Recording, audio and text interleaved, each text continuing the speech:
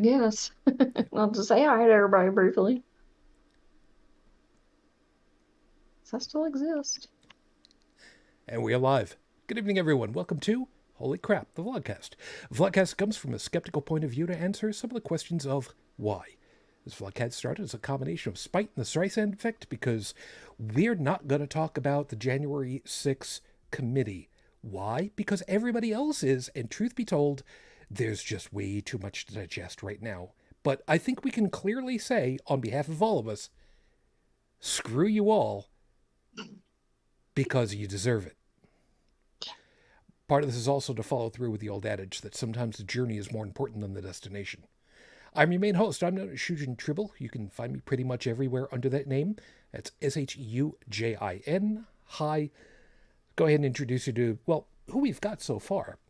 On camera for the first time in a long time, and just back from applauding like a maniac, Brigid Fitch. Hi. Good evening. You had yourself a good time tonight. I did. I went to go see the Kansas farewell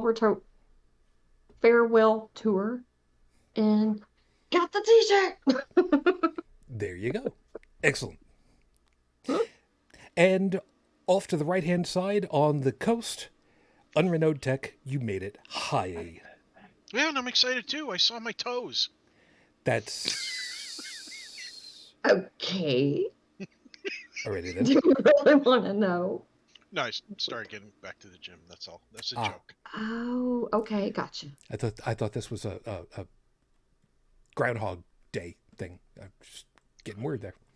Okay. Anyway, Context matters. No, and do not drive on the railroad tracks. As your PSA brought to you by Groundhog Day. that's right, because you don't want to hit the third rail. Why? Because it's got electricity in it. You want to know how much?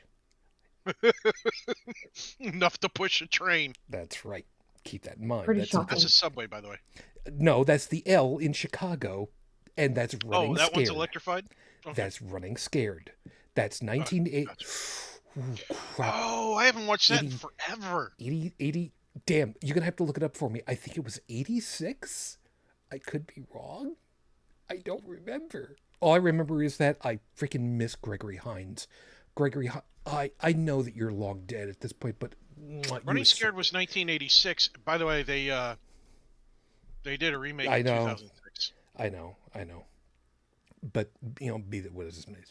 Anyway, Yeah. so of course, as always, everybody, thank you for joining Billy us. Crystal's awesome. True. It's good to have you with us. And of course, if you join us while we record on YouTube, you can be in the live chat, which is over here for me, which for you on the screen should be over there. I think I'm not looking at the YouTube right now, so it is the way that it is. So, Stephanie, good morning. Felis, hi. Good to have you guys. Tonight, this morning, I am trying out Sangria Señorial, which is billed as a sparkling, non-alcoholic sangria, natural and artificial flavor. Why? For no other reason that I saw it on a store shelf, and I'm just like, you know what? Why not? It doesn't have alcohol, which, as you might remember, I'm kind of trying to avoid doing any beers for a while, or alcohols for a while. I don't know that it's been helping with my sleeping, but at the same time, I don't know that it's been hurting necessarily, but is what it is. Now, I was telling the guys just a little bit before we got on the show that at the store we did see a Guinness Zero on the shelf, which is Guinness. I forget what it was billed as. I took a picture of it. I didn't post it yet, but it's supposed to be a Guinness Zero alcohol.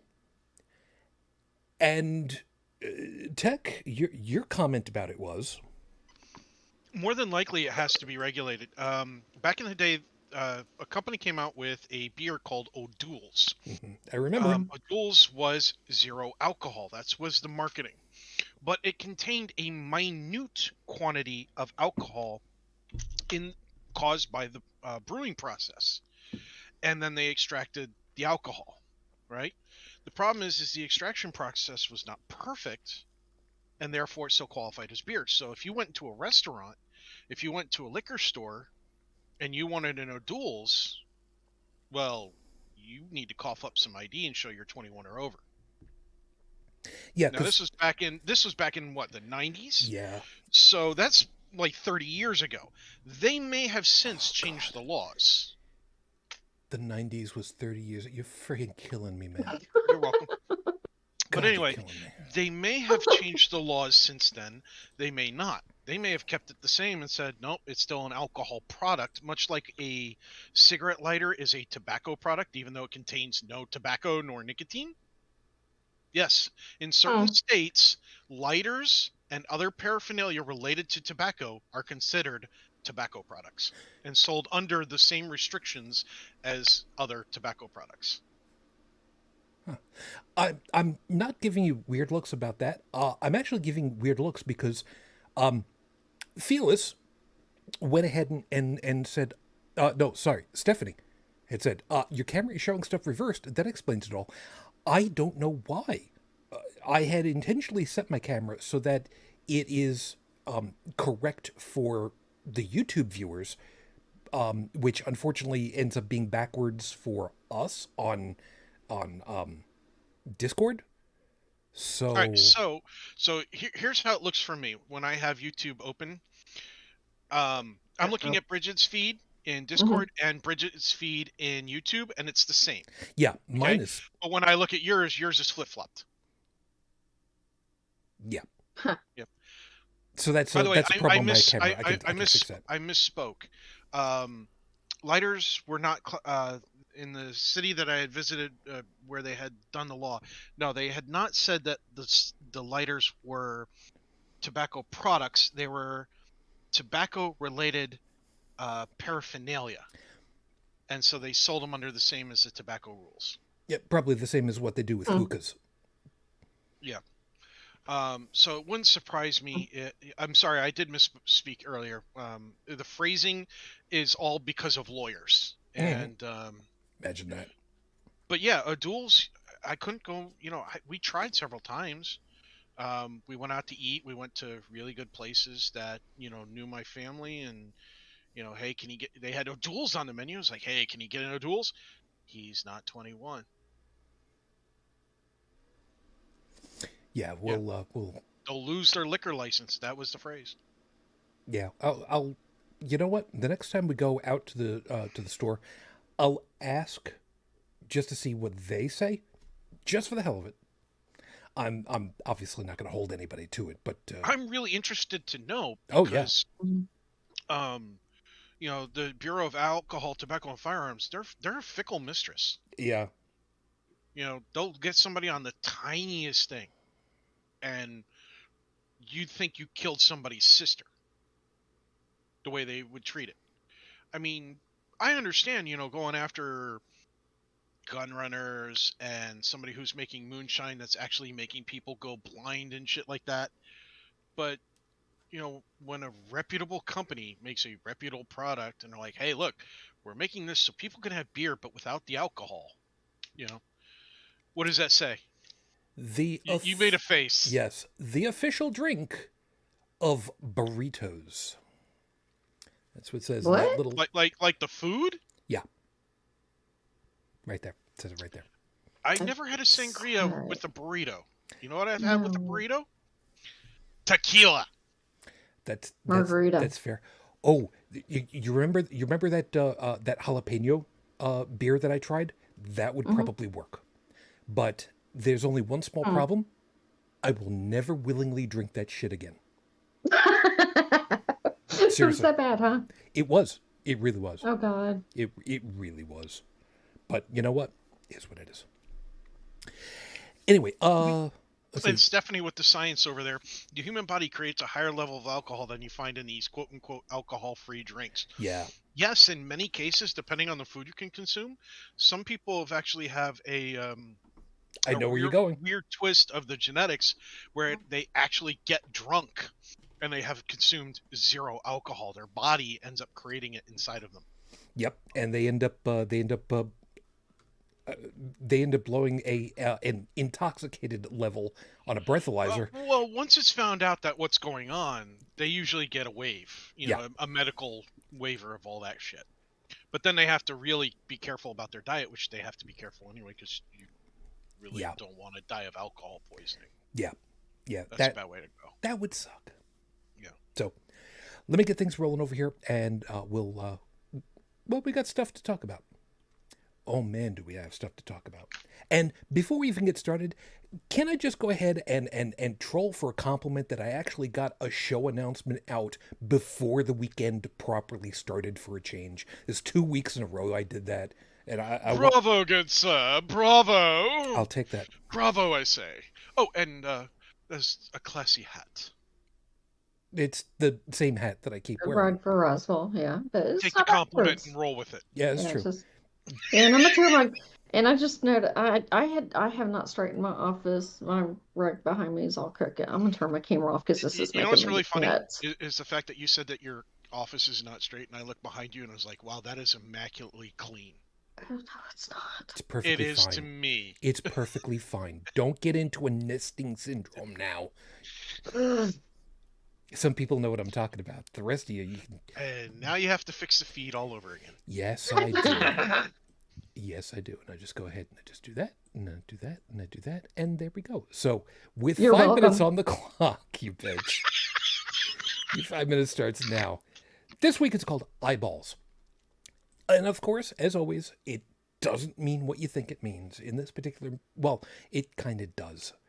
Eyeballs is, well, I mean, we know what eyeballs are. We are, it, as somebody once listed it as, when we are born, we are each typically gifted with 2 Model 1 Mark 1 eyeballs. And we have to keep track of them for the rest of our lives. Now, the problem is that there is also a slang version of eyeballs, which still refers to eyeballs, but it's more in the line of attention getting. And that's something that ended up happening. We're going to end up talking a little bit later about where this eyeball thing comes into play. But there's a piece about it that really is annoying. Eyeballs typically refers to the retention of people's attention.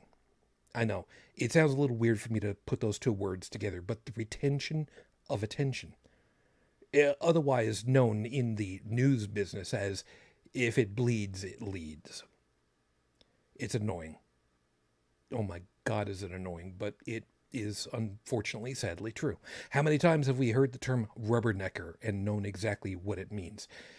Anybody who's over a certain age would remember hearing that because you used to listen to the radio to get the traffic reports. Not that they really do that anymore because it's all inbound and outbound traffic all day, all night anyway.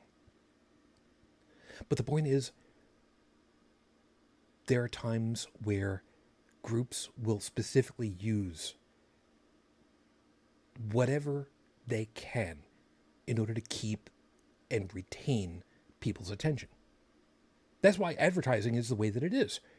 You know, you want to have something that's, grand whoop-de-doo and attention grabbing and, Michael Bay levels of explosions, even if it's just a thing for scrubbing bubbles. Anything that works to keep people's attention. Which is why so many of these advertisements, especially if there's a phone number involved, they use a very specific pattern. And after a while, you get used to it. They repeat the phone number 3 times. That's supposed to be a thing to get you to retain the phone number. Me? I remember the phone number from when I was a kid. We had 2 different ones. I barely remember my own sometimes anymore. But the biggest problem of it is that now translates into advertising dollars. We have complained before about the 24-hour news cycle, and we lay the blame directly at the feet of CNN. It's a great concept, don't get me wrong. The idea that at any time of the day or night you could just tune in for an update as to what's going on with the news. hey, there's something to be said for that if it were presented appropriately. If it was one of these things where, like with local news collection, I remember as a kid, I lived outside of New York City. So you had local news, which, could have been NBC, ABC, CBS. It could have been Independent News Network, which was out of New York City at the time. It was Channel 11 WPIX. They're not an independent station anymore. But you had the local news reporting, which, granted, in a city like New York City, I mean, Jesus, you got New York City, you got the boroughs, you got Long Island, you've got up into Westchester County, across over into New Jersey, a little piece of Connecticut, a little sliver of Pennsylvania, but you covered the locals. And then at the end of all that, you've got the national news headline for the half hour. But the biggest problem of the whole damn thing is that the retention of attention is no longer for getting people to pay attention, to learn what's going on.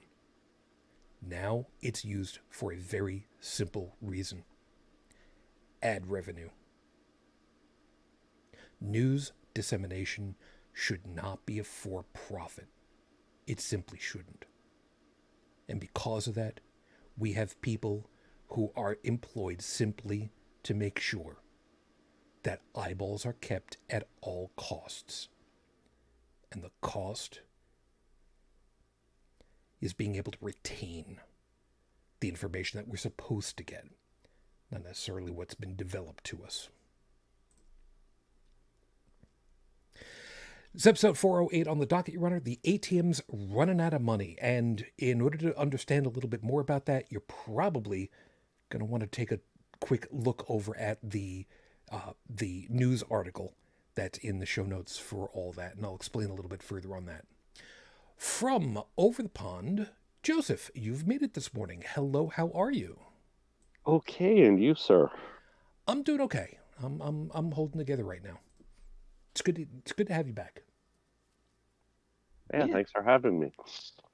Yeah, you missed me on camera for like 5 minutes. Oh. And then she turned the camera off, and it screwed up all my labeling for everybody's names. So, thank you. Yeah. You bitch. You're welcome. Anyway. So, the news article in question was about a group who is going out there and working on killing off the siphon of money going to these groups that are trying to disseminate disinformation and right-wing think tanks that are stirring up the masses the bad way of stirring up the masses, like fomenting riots. And I have to remind myself that the word is fomenting, not fomenting. I keep screwing that up, and I don't know why. I don't know where that happened in my head. But I'm proud of them. I'm happy for them. And we're going to kind of talk about what some would consider the underhanded methodology and the censoring of organizations, or at least that's the way it's been described by some of these who are on the wrong side of how these folks are working, and they're doing a good job so far from what I've seen. So before we get to the full on, we've got the horrible scopes to take care of. So let's go ahead and take care of that. So for those of you who know what your astrological sign is, cool. Those of you that don't, doesn't matter. It's not going to make any kind of a difference. I'll get you rolling. Aries, quick trivia question for you. Which came first? The patent for the electric printing telegraph, otherwise known as the fax today, or the standardization of SOS as a worldwide distress call?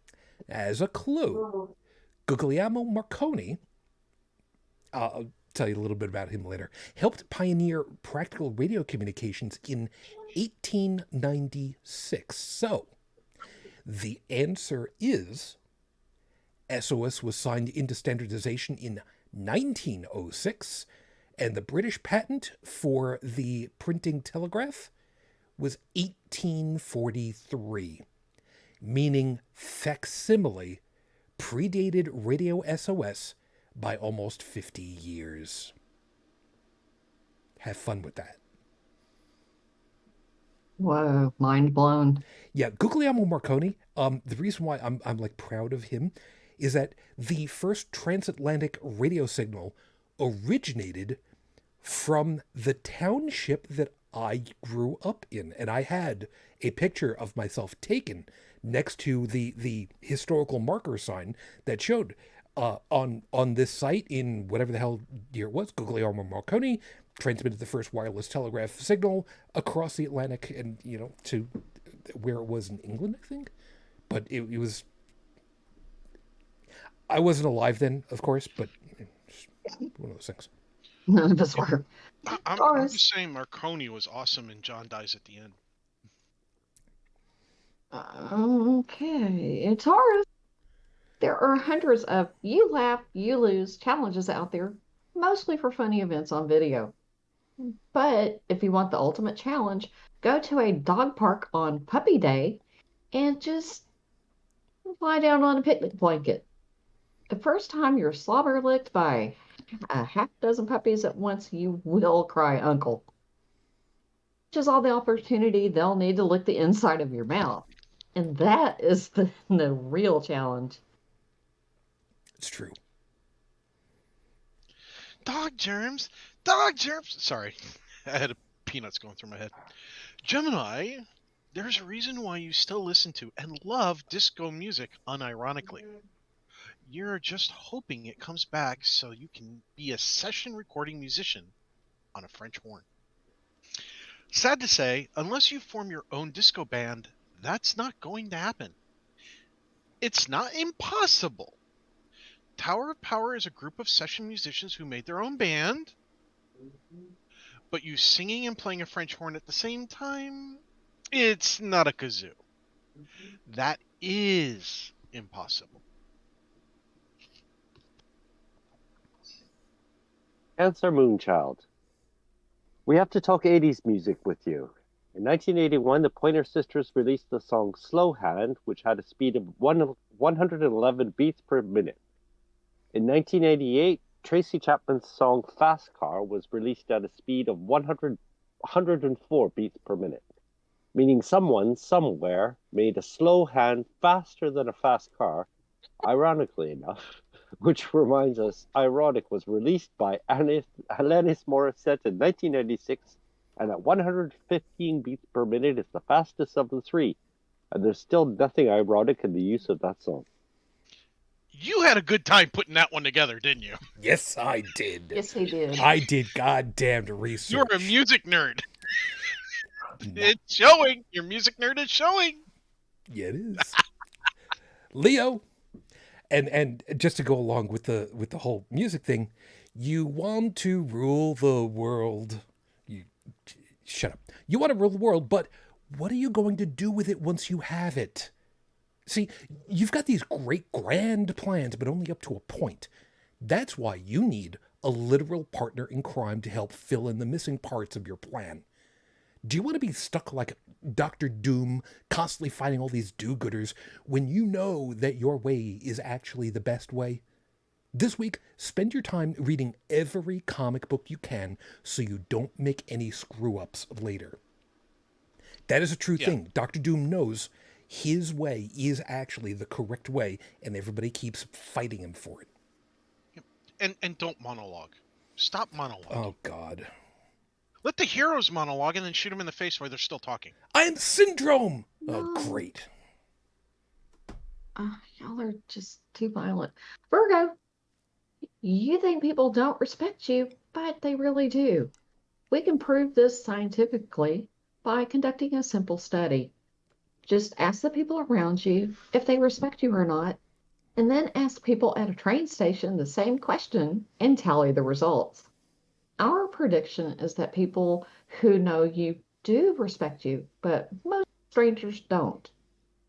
Results like this mean most of the world doesn't respect you. It looks like you were right after all. It's good to be right. Libra. There are a lot of devices on the market that are pure marketing cash grabs. Those advertisements that say, buy these plans for limited electricity before the man stops us from selling them. They're bogus. The 6-inch cubes that claim to cool off a room in seconds? Just use a fan. And the tabletop clothes dryer that uses vacuum technology. The front window is cheap, 2mm thick plastic that would implode.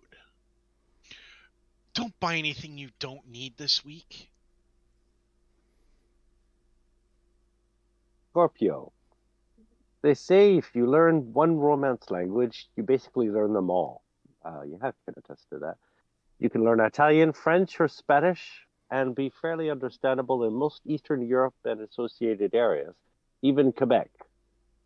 But if you want to have worldwide understandability, learn Klingon. It's universally available to learn, easily identifiable by sound and tone, and no one cares if you have an accent. And if they do, just punch them in the throat. And that way they'll have a Klingon accent.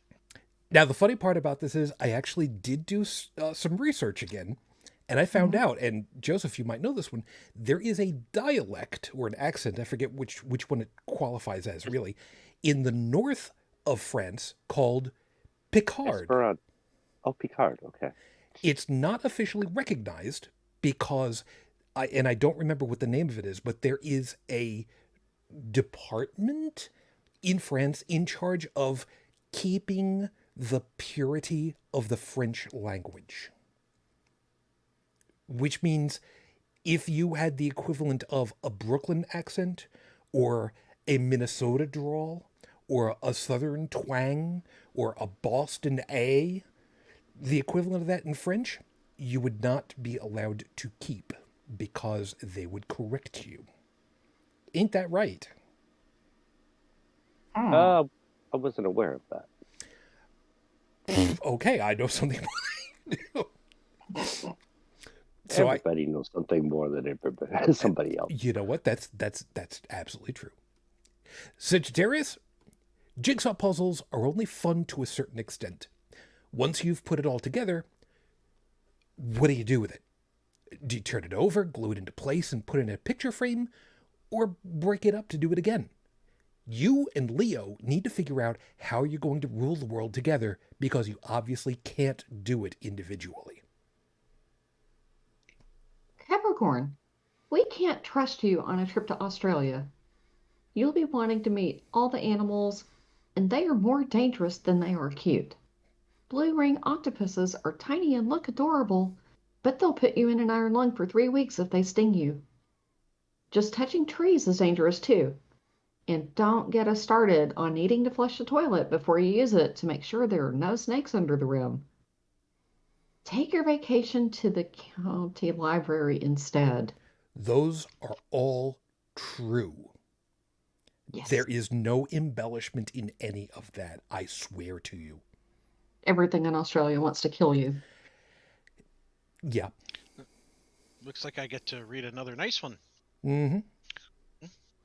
Aquarius, bribery occurred, so a nice scope for you this week. We're only just crossing into the summer months, meaning the Earth is moving further from the sun towards aphelion. The best part about this week? It means we're still moving farther away from Christmas music. The worst part is that we're moving into afternoon delight territory. How is this nice for you this week? You still like NPR News and bought a set of earbuds recently. Use them together and you won't have any earworms to think about. All things considered misses you. It was an awesome show. I love it. I can still hear the horn intro for it in my head. So technically I've got an ear. God damn it, I've got an earworm from all things. Fuck. Okay, that was... There are worse earworms you could have. Yeah, it's true. Pisces. Here's your tech quickie for the week. You remember the TV show Babylon 5? The CGI was done with the video toaster by NewTek, an all-in-one drop-in card for the Amiga computer that was released in 1990 for almost $2,500, a little over $5,000 today.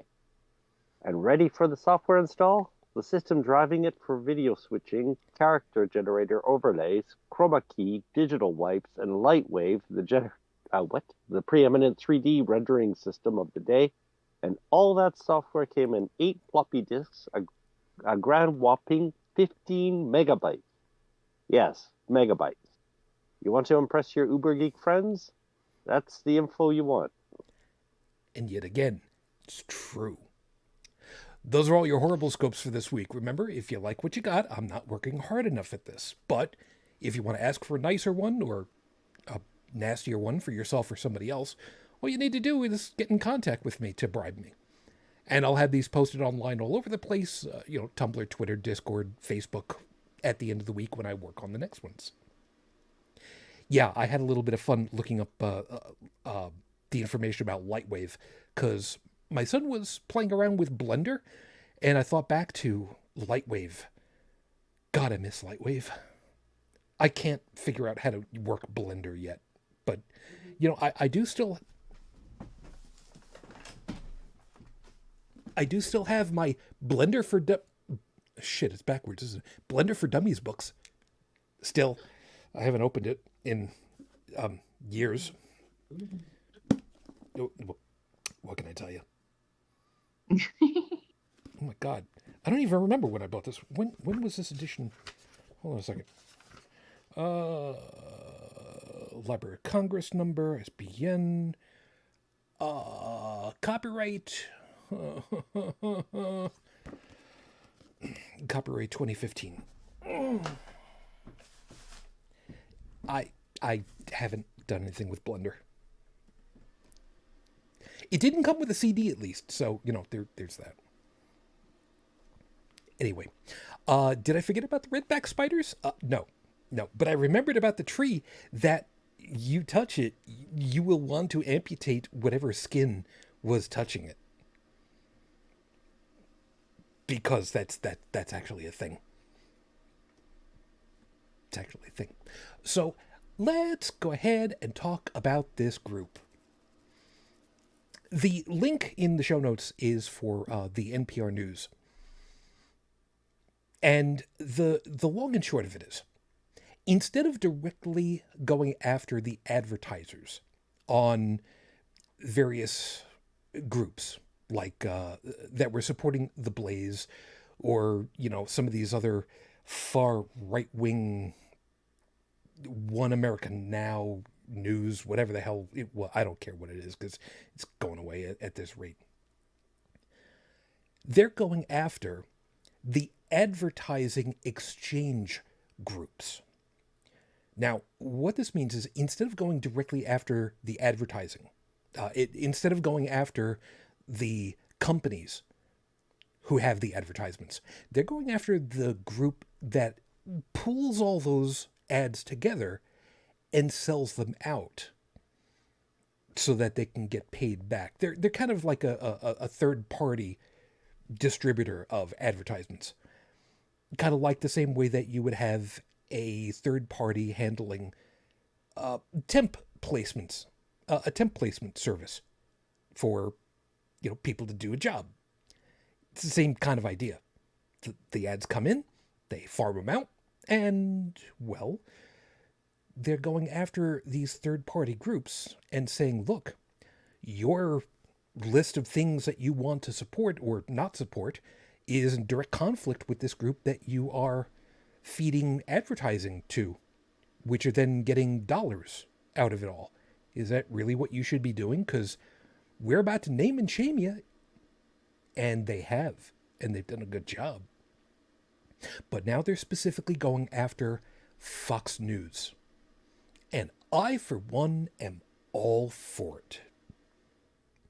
And as I said, Fox News has now gone ahead and said, this is censorship, and it's cancel culture, and all these wonderful things. And one of the things that I put out there for Twitter, and my last piece on this one, is that it's not that this is cancel culture. It's not that this is censorship. Censorship comes from the government. And what they're doing is following the capitalist, I can talk tonight, model. They are looking for the money, and they're putting out a better product. And if that means that whoever it was gets trampled on, oh well. So folks, let's start off with the nice and simple one. The idea that what these people are doing, the few people, I think it's maybe, I think, 5 people that are involved in this whole thing, if that. A, is this, as was levied, censorship? I know what the answer is. You know what the answer is, but we're going to put it on paper, so to speak. And do you feel that, like I do, that this is cancer culture, or is this just following the market economy? Who wants to open on this hand? I'm gonna go with the free market. These people who say that they appreciate the hand of, the however you phrase it, the hand of the free market, let the free market decide, and all this other stuff. Mm-hmm. It's just marketing decision. These same people, quote unquote, canceled the Dixie Chicks way back when. Oh, I remember that. And they love to, get real pissy and boycott, certain companies for making, pride themed cupcakes or what have you. Or red or green coffee cups. Or red or green coffee cups, or what was another one that I saw? There's that spoof account on Twitter that's the customer service account, and I think you know which one I'm talking about, where people will just some company or whatever, and somebody from customer service will come back and just like rag the hell out of whoever complained. And I can't remember if it was Kellogg's or what, but there was somebody that posted something on Twitter like, well, that commercial with the 2 dads in there just made me so sick, I'll never eat anything from any of your cereals again. And, somebody came back that was supposedly from Kellogg's or whoever it was and said something snarky that just like won the Twitter thread for the day. But I love people who have enough, they're quick with a comeback like that. And I just wish I had that kind of creativity. But yeah, why is it cancel culture if somebody, left leaning does it, but it's the free market deciding when the right does it? It is funny how that works. Gentlemen, anything for you? You're surprisingly understated right now. Yeah, I wasn't aware of this event. Sorry. I even put out the information about the show days in advance this time. You had all the time. Are these the same people that did this to OAN? Yep. You go, women. You do it. Oh yeah.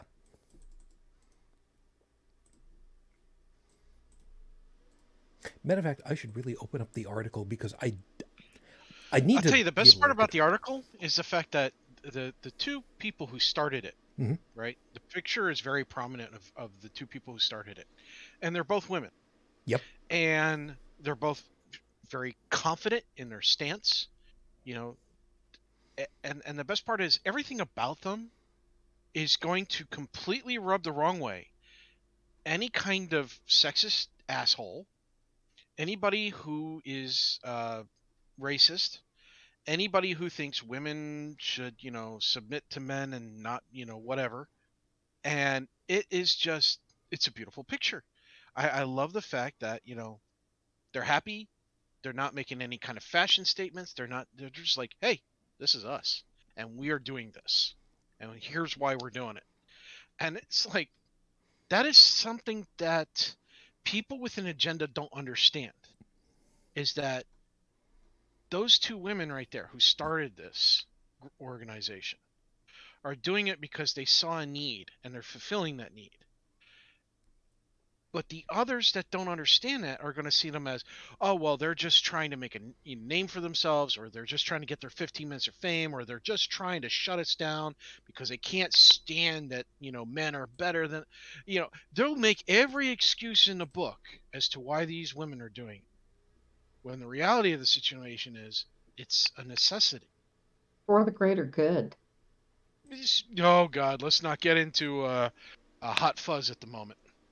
The greater good. Anyway, the greater good can, depending on what your greater good is, might be a bad thing. Well, OAN was not good for anybody. No.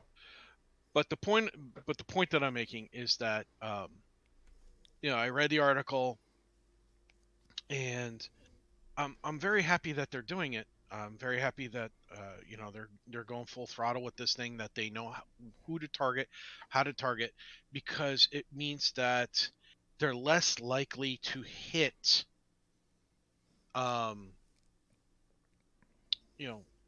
bystanders, so to speak, the proverbial bystander in this.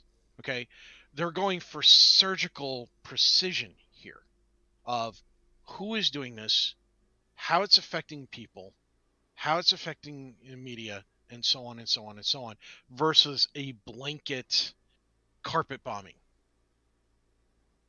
Yeah. Because don't forget, both sides of the equation are really good at carpet bombing their opposition into a glass sheet. Yeah, I mean, what I see them doing, or that my take on it is, since we no longer have anything like the fairness doctrine, this is a way of forcing that back in a way. I mean, OAN needed to go full stop because, I mean, it was nothing but lies and propaganda, and it was influencing people, and people were actually leaving Fox to go to OAN. Now, if they can do this with surgical precision and take out, force some advertisers or Fox to drop maybe, Tucker Carlson and maybe Laura Ingraham or Sean Hannity, I mean, that right there would do a lot of good. And then, hopefully force them back from the edge of being like far-flung right conspiracists, back to actual news. I don't mind that they have a right slant. I think there's a place for it. But Tucker Carlson has no place getting as much media coverage as he gets. And to me, it's horrifying that his stuff is being played over in Russia, for propaganda. That needs to stop. It's getting people killed. And I think that when you start influencing people to kill other people, that crosses a line. Especially if you're, claiming to be news. That's the problem I have. And Fox News is not news. They've gone to court multiple times and defended themselves by saying that they're convincing the entertainment judge and not that news. they're an entertainment show. Yeah. Yep. Now, two things about that one. All right. First off, from the article in question, in a statement, Fox News dismissed the campaign as an effort at censorship, saying, quote, "There's no greater threat to democracy than the effort to silence free speech," unquote. Item number one. It's not censorship if it's a private citizen telling you to shut the fuck up. That's only if it's a legislator that is legislating you under penalty of incarceration of some kind to shut the fuck up. Completely different thing. So first off, The idea that Fox News, or its parent corporation, doesn't know the difference, hold on, between those two distinctions shows that they don't understand what the term news actually means. Second, I know as well as you all know. They know exactly what the difference is, and they don't care because they're looking for, yet again, the eyeballs, as I was talking about before, because it looks better for them. Look at these people. They're trying to censor us with these people that listen to them not being able to recognize that that isn't what's actually happening here. And as far as to the what was said before about not being a news organization, you're right. They have gone to court, famously in Florida, if I remember right. And their argument was that nobody watching their show would reasonably conclude that what was being delivered was news reporting. Therefore, there's no reasonable reason for them to put any kind of a disclaimer or to rename what it is that they do, because no reasonable person would think what they're putting out there is news. That was their legal argument as a defense, believe it or not. And please forgive me for having my eyes closed. One of my contact lenses is not behaving nicely for me right at the moment.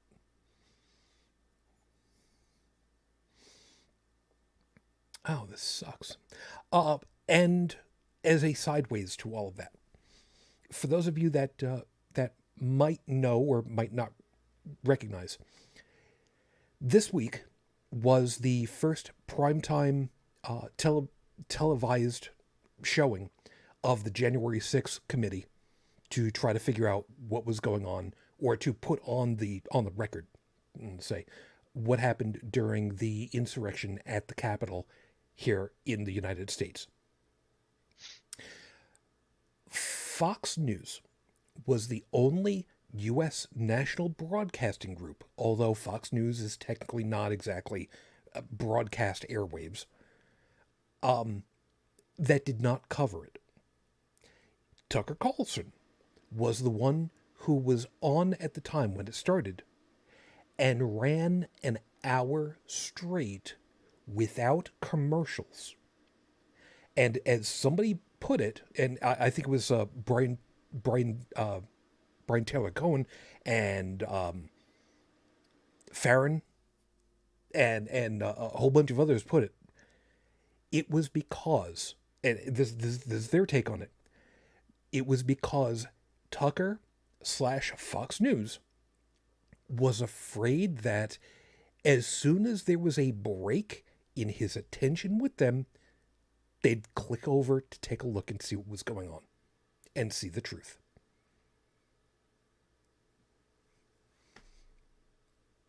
So, you know, it's weird. It's delightful for me to look at what these people are doing, and like I said, they're going surgically, precision. They're going after the group that is feeding it all out there, because so much of it is automated now. You know, who does actual advertisement placement anymore? It's all this automatic robotic stuff. One thing that, yeah. Sorry, go ahead. Yeah, all I was going to say at that point was, for anybody that thinks it doesn't work that way, tune into Jack FM anytime you feel like it and try to figure out, do they have an actual DJ on duty? I'll guarantee you they don't. They don't. But I will have to say that when the J6 hearings, when Fox was carrying what limited coverage they were of it, they had somebody there that was, pulling camera shots and working their butt off during this thing. I mean, they were busy. And I think it's quite telling that they had no breaks in coverage whatsoever for any commercial time at all. Yep. Because they didn't want to lose any eyeballs to the hearings. And they did happen to get a couple of pictures up there when Liz Cheney was giving her opening, and happened to show a slide of Sean Hannity talking to Mark Meadows or somebody like that in a text, they quickly, cut away to another angle as soon as Hannity's name popped up there. But it was up there for a second. Mm-hmm. I just thought that was kind of interesting. Yeah, when the walls get closer and closer, it's harder and harder to look anywhere except down at your own feet without seeing what's coming. Yeah, and many of their talking heads on Fox are being directly implicated. Mm-hmm. Last I remembered, most news reporters don't have literal direct access to people in the highest positions in government. Not on a This is personal true. level, at least. This is true. And Trump was not taking anybody's phone calls. Nope. And he used to talk to Sean Hannity nightly. I know this is still sideways from it all, but what I'm waiting for the White House staff photographer, when it was all going on, and all the photos of the former guy and company watching the news reporting on the flat screen monitors all together and having a fun, cheery time of it all. I'm waiting for those photographs because I am too. know I've seen at least one of them already. I know I've seen that somewhere. They're there. They exist. If there's one thing that I've learned over the last few years, man, the White House staff photographer is someone you don't want to piss off because they will make or break your image. And there were some moments that were, well, let me pitch this one out to you guys. Do you remember a couple of Christmases back, the White House hallway with these red Christmas trees? Oh my gosh, those were so meme-tastic. It looked like something out of The Shining, and they were just covered in blood, but they weren't. You remember all that? I do. And this is, a shameless plug for FARC, but there are some creative FARCers out there, and some of the memes were just incredible. Oh yeah. Oh yeah. Painting little, photoshopping little mounds on there to where they looked like, some of the Muppets, the red ones that used to go yip yip yip yip yip yip. Those. The Martians, yes. Yeah. So yeah. Yeah, there've been some great photos, both in the wonderful, heartwarming category and the not. I think these are going to be not. Mm. And it's kind of like having, it's kind of like if being a server in a restaurant, a wait staff, they know everything. Oh yeah. Anything that's going on in there, they know. Yep. So back with this whole thing. The idea of having campaigns against advertisers is nothing new. This is something that's been going on for an incredibly long time. But this is the first time I can remember something like this happening that was so incredibly prominent with, again, just a handful of people that are doing this. And it's working great. And the reason why I was saying that, this is the way that the free market economy works, and that you're putting out a better product than somebody else, is specifically for the name and shame part of it all. Because in this case, the name and shame is exactly what the put out a better product is. Our product is, we're going to show off what you've been doing with your money, how you've been acquiring it, and what your money is doing to the American people. You have a choice of either continuing on with that or coming back from the brink. which one do you want to do? And it's amazing to me that these groups are listening to them. By the way, as far as to, well, which kinds of groups are we talking about? Well, let's see. Some of these groups are operated by Google and Mhm. Verizon. Two of the biggest names that are on the list that I can remember just off the top of my head without scrolling back and forth and try to read it quickly because, of course, why would I remember anything beyond, I mean, two of the biggest names in telecommunications currently. I mean, that's a lot of stuff. Yeah, Peter Thiel's not exactly the most ace person ever. He's kind of, I don't know what word you want to use, skeezy. Sure, yeah, we'll go with that. Yeah, skeezy works. Yeah.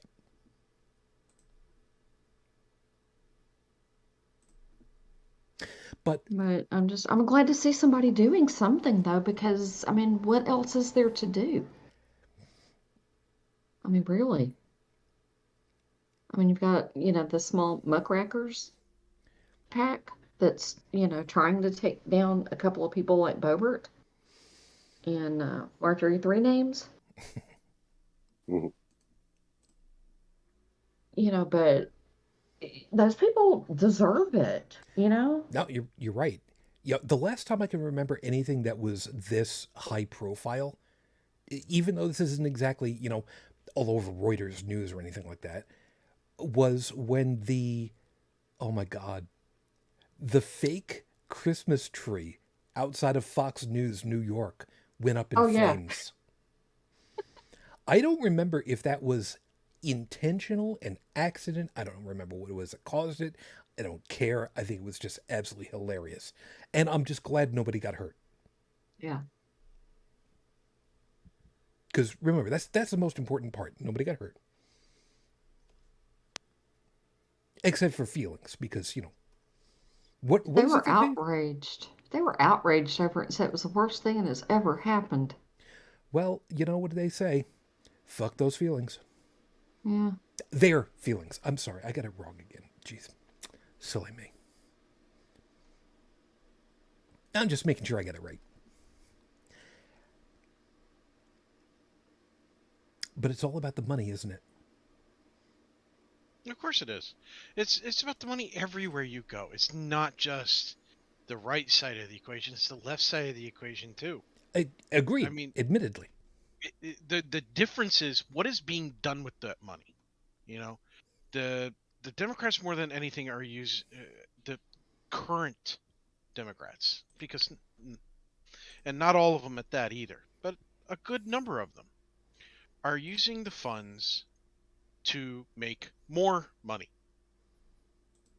And plenty of them have investments in things and are making claims and statements that don't help the general public. Like making the statement to go back into the office, that people should be going back to the office, that is hurting the American public. It's hurting it in many different ways. Here are a few: gas prices, rent, stress on income, okay, stress in just driving,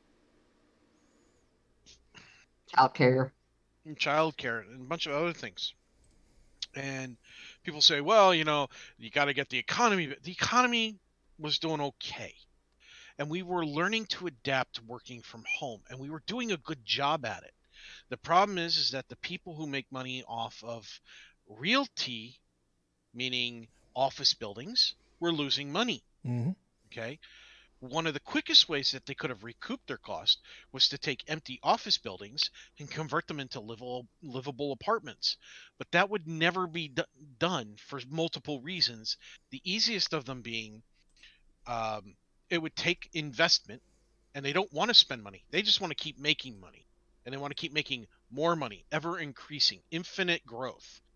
Uh, that's impossible. Um, And if they did convert them into apartments, even if they did, limited who could get them, it would create a more available housing, which would overall decrease the cost of housing in this country. And in doing that, hurts the other people who are invested in other branches of the housing market, which turn out to be pretty much the same people. So it helps those who are invested in the housing market, but not your average person, because your average person isn't. Then you have oil prices, fuel. People blame the pipeline being canceled as the cost. It's like, no, the pipeline being canceled didn't increase the cost. Do some quick research here. It's not, the pipeline was not going to carry oil that was going to be used to convert it into fuel. Okay? End of story. That's it. End of story. The Keystone Pipeline was not going to be used to transmit oil for the purposes of converting that oil to fuel. That's it.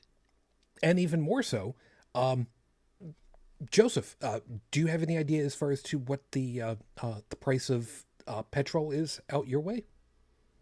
Oh, it's they're starting to follow the American Yeah. model. Robert Yeah. Reich came out with Robert Reich.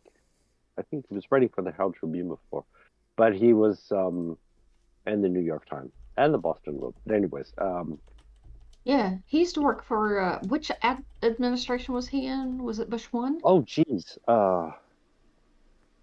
he was even in the Nixon administration, I think. Robert Reich? I'm not sure. I mean, he's been Okay, around for a long time. yeah, but he wrote. He's pretty keyed into the quote unquote inflation going on, and from times before we'd have inflation for various reasons, but now in our corporate modern times, where most things are controlled by a few, it turns out that the profit margins, well, they're just raising the prices because they can. Mm-hmm. Yeah. I mean, their net income last quarter for Shell, a company that makes fuel, their net income was $7 billion. Yeah. That is up 25%, okay, from June of 2021. So this same time last year, okay, when fuel prices were lower, they were making less profit. But now they're making even more profit, and they're saying, "Oh, fuel is harder to get," and yet they should be seeing their income like dropping. Okay. Yeah, one would think.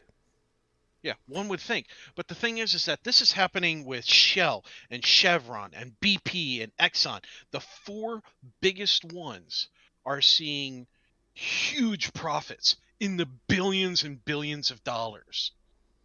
Okay?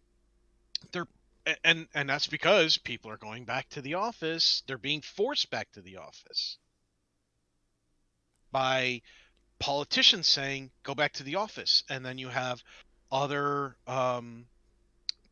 managers and things like that who are saying you should come back to the office, and then you had the Fed going, oh, by the way, if you want to keep price inflation down, you should lower people's pay. Yeah, the organization that literally prints the money for our government, which is kind of independent of our government to a degree, has basically told businesses that you don't deserve the pay you're getting, that we should lower it, rather than, the CEO that makes 1,300% more than you do take a pay cut, like they did in Japan in 2020. Certain businesses in Japan were going to lose their employees because of COVID. The CEOs took pay cuts to ensure that everybody that worked for them was still employed. They took pay cuts. Guess what? Those companies are still in business. A lot of the businesses that just laid off a whole bunch of people, many of those businesses in Japan aren't in business anymore because once the people found out about it, they went, okay, we just won't do business with you anymore because you're not And honorable. It's something we don't understand in this country is being honorable to our fellow human being. Yeah. well, Oh, I'm sorry. Go ahead. yeah, it's more personal bubble kind of thing. You're not thinking to your fellow human, or you're only thinking about your own. Most people are only thinking about their own sort. But I've posted it a few times, kind of a cringe post on Facebook, and I posted prices should come with profit margins. Yeah. Yeah. I mean, As a sideline to that, I did pull up a website that has. I'm assuming that the information is accurate, and I'm fiddling a little bit with the numbers just to round the figures that I'm working with at the moment. According to what I've got over here, gasoline prices, petrol prices in Paris by the liter is currently at, as of 30 May, according to this, is approximately €2.15. And I'm saying approximate because it's very close to it. It's not exactly 2.15, but it's very close to it. That comes out to, now hold on a second. That comes out to US dollar. That is equivalent in the US per gallon at $8.70. 2.15 a liter euro comes out to almost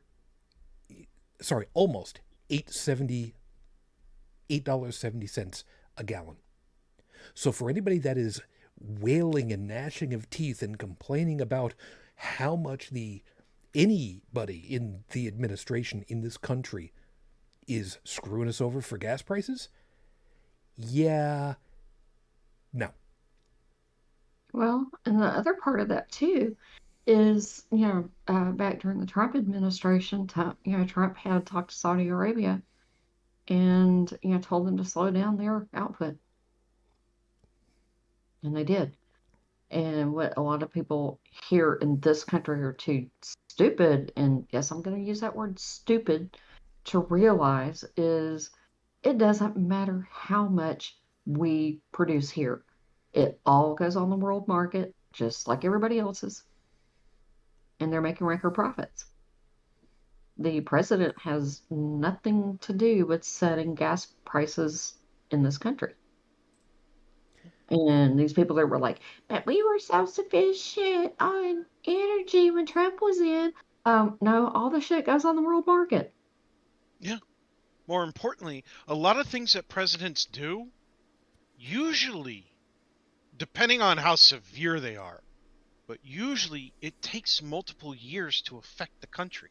Mm-hmm. Yeah. Sometimes they don't actually really start to take hold. Like some of the things that Bill Clinton put into place didn't take hold until he was out of office.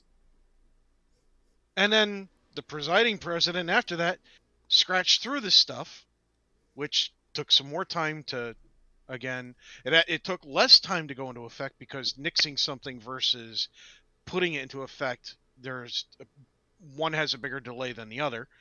And so scratching stuff out actually usually has a slower delay. And, Clinton, of course, got the blame for everything because that's what happens. Republicans always blame the Democrats. Democrats usually blame the Republicans, but sometimes they blame themselves when they screw up. More often than the Republicans admit their own mistakes, at least historically, for the last few decades. But where I'm going with this is there's a lot of things that are causing inflation, and one of it is what is this money being done? What is being done with this money? For example, a lot of businesses in America, when they got money back, more money back in a stimulus package than they got in the taxes that they spent. But it's the inverse for the average red-blooded American. Americans as a whole don't get money back in terms of a stimulus package that meets, let alone exceeds, meets what they spent in taxes. businesses tend to see that. Millionaires and billionaires tend to see that because they have enough money to use the tax loopholes by investing in major corporations. They have enough money that they can invest in so much stuff. They don't need cash on hand because everything's on credit, everything's on shares, everything's on collateral. They don't have to have cash. So, a case in point, when I'm one of those people who say billionaires need to be taxed more, and by the way, Bill Gates, a major billionaire in this country, agrees with me. Yep. Mark In Cuban. 2020, yeah, and he's not a person I would actually want to be associated with because I don't think he's that great of a person, but he actually made a smart comment about the rich needing to pay a little bit more. So here's an Mhm. example, because we as Americans who might be living paycheck to paycheck, it doesn't really click. We Americans, on average, pay anywhere from 10 to 37% of federal income tax. Okay? It all depends on what pay bracket we're in. And when you get up to that 37%, you're looking at that going, man, that is a large chunk of my check going out the window. Now, in 2021, Elon Musk bragged on Twitter that he's going to be paying $11 million in tax. Bragged about it, right? And it was in response to the whole quote-unquote tax millionaire thing. At that time, $11 billion was only 4.5% of his total worth, his total value of all his money, all his bank accounts, all his investments, everything. It was 4.5%. That is less than half, okay, in terms of ratios, less than half of what we average Americans pay in taxes, okay? And in 2014, according to his tax records, he only paid 3.27% taxes.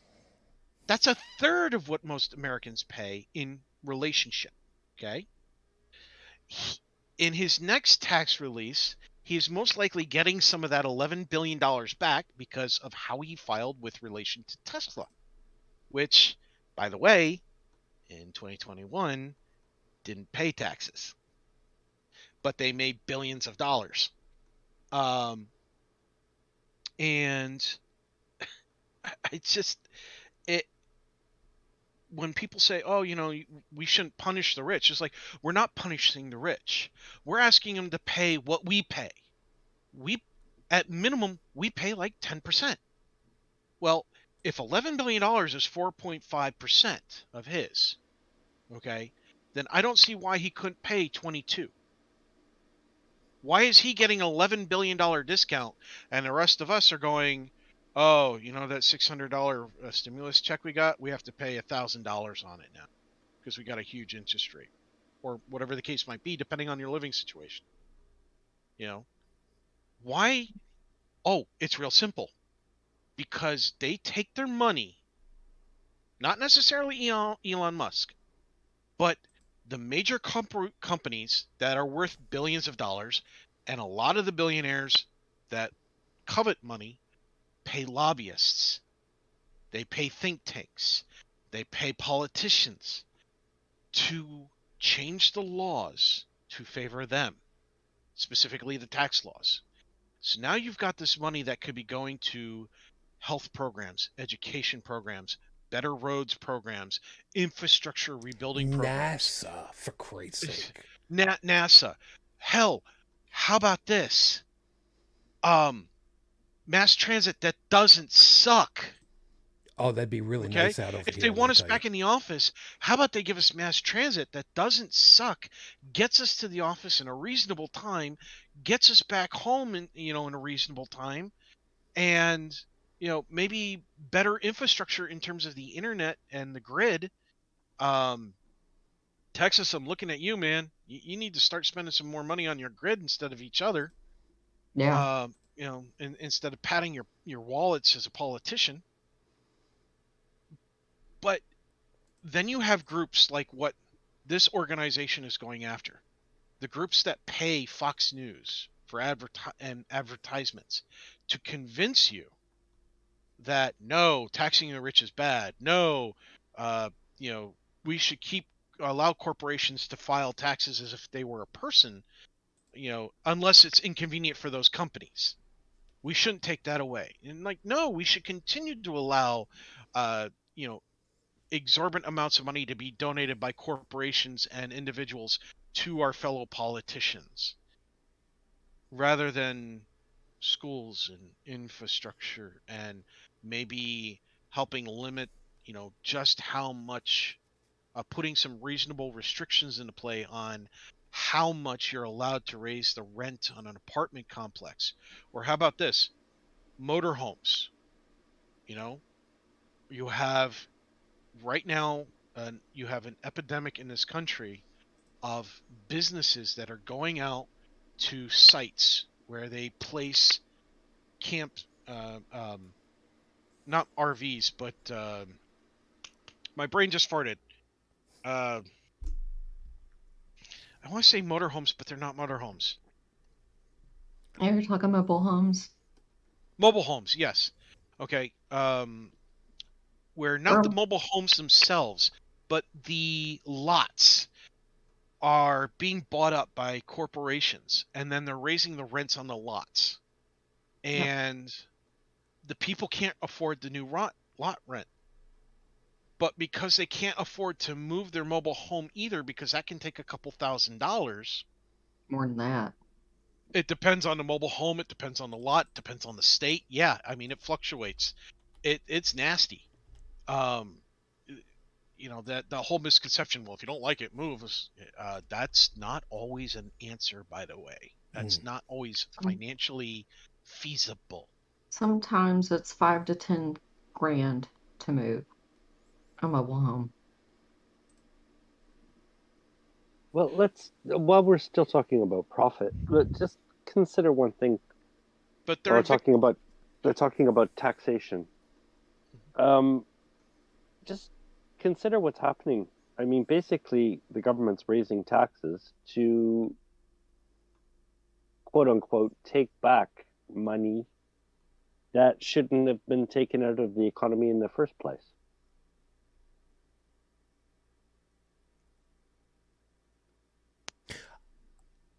I okay. I see what it is. What it is that you're saying. The terminology that you're using for that is accurate, but it kind of threw me for a loop, and I understand what you mean. The Sorry. No, let me make sure that I've got this correct.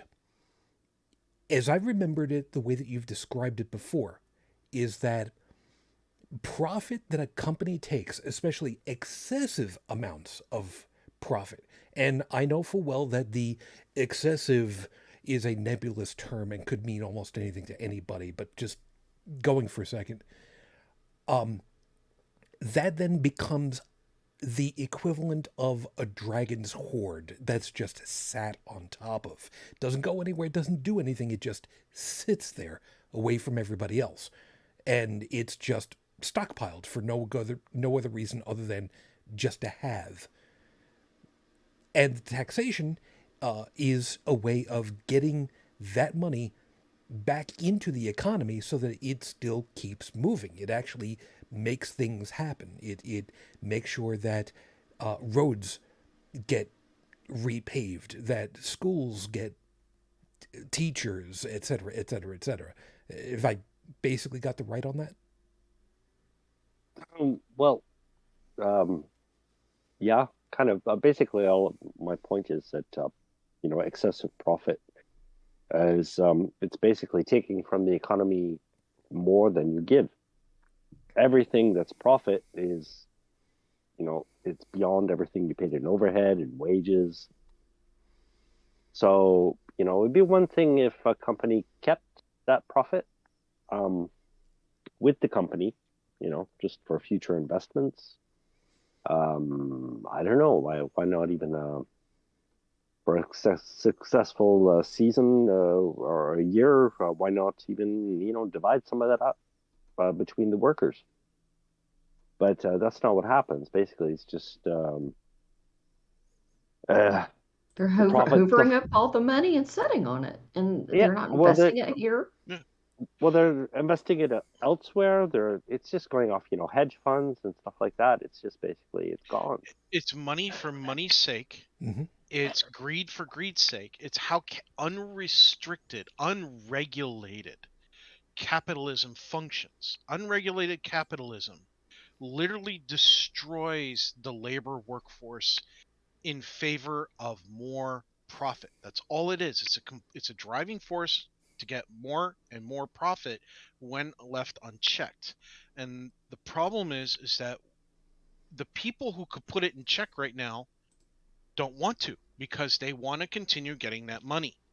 All right? Mhm. It's all greed. It's all it is. It's greed.